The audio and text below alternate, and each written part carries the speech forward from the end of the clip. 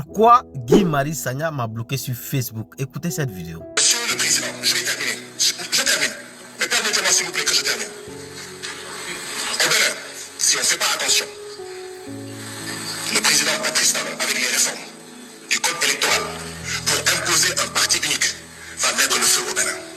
Il dit, dans les 24 circonscriptions électorales, lors des élections législatives, si un parti n'a pas 20% comme toutes les 24 circonscriptions administratives du Bénin, il n'aura pas de représentant à l'Assemblée nationale du Bénin. Le jour du coup d'état manqué, Guy Marius Sagna a mis cette vidéo pour dire aux gens que c'est parce que Talon avait fauté. Voilà pourquoi le coup d'état était justifié. Pourquoi tu luttes contre d'autres parce qu'ils veulent installer un parti unique dans les pays, mais tu soutiens d'autres qui interdisent les partis politiques, qui emprisonnent les journalistes, qui décident de ne plus écouter le peuple. Parce que le peuple s'exprime par des élections, pas par des assises nationales. Guy Marius Sagna me bloque. Pourtant, c'est simple en fait. Si tu luttes pour la démocratie, tu dois lutter pour la démocratie jusqu'au bout.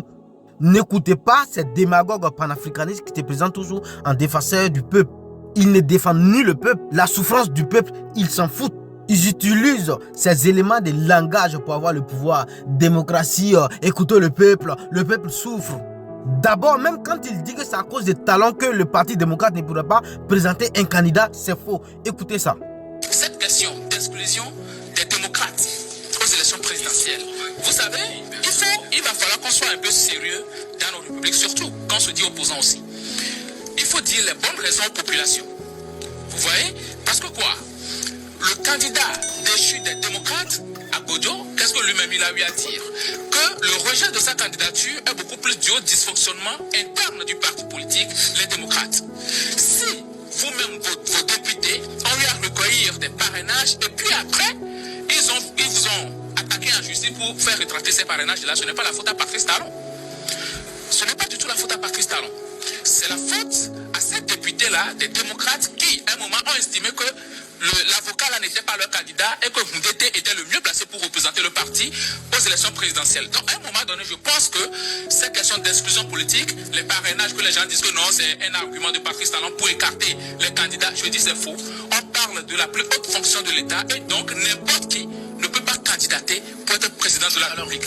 Voici les vraies raisons, sauf qu'on n'explique jamais ces raisons-là aux gens. On dit ils ont exclu. Ils ont exclu pourquoi? Est-ce que tu aimerais qu'un pédo soit maître des maisons de ton enfant? Pour être policier, pour être maître, pour être député, il y a toujours des critères à tout.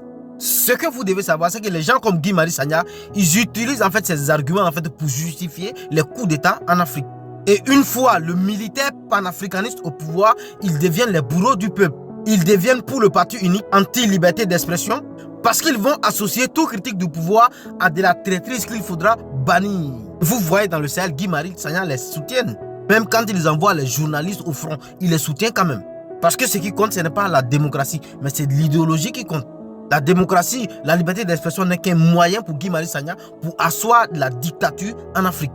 Guy Marius Sagna qui se présente comme défenseur du peuple, qui parle de la souffrance des peuples de la CEDEAO. Vous vous rappelez de sa fameuse phrase, la Côte d'Ivoire est le premier producteur de cacao, mais nous sommes les premiers à immigrer. Depuis le camp de Guy Marius Sagna est au pouvoir, combien de Sénégalais sont morts dans la mer? Vous l'avez vu parler de ça? Écoutez cette vidéo.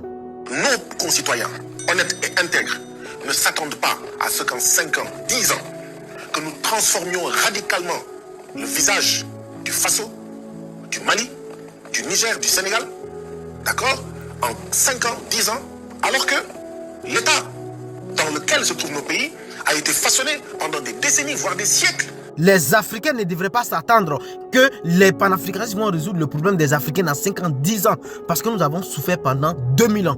Ça veut dire ce que ça veut dire en fait. C'est que ce n'est pas le sort du peuple qui l'intéresse. Il critique seulement les chefs d'État de la CEDEAO qui n'épousent pas son idéologie. Se présenter comme le défenseur des opprimés, ce sont des éléments de langage qu'il utilise. Guy Marius Sagna, comme tous les panafricanistes, s'en foutent du sort du peuple en fait. Ils veulent simplement imposer leur idéologie aux autres.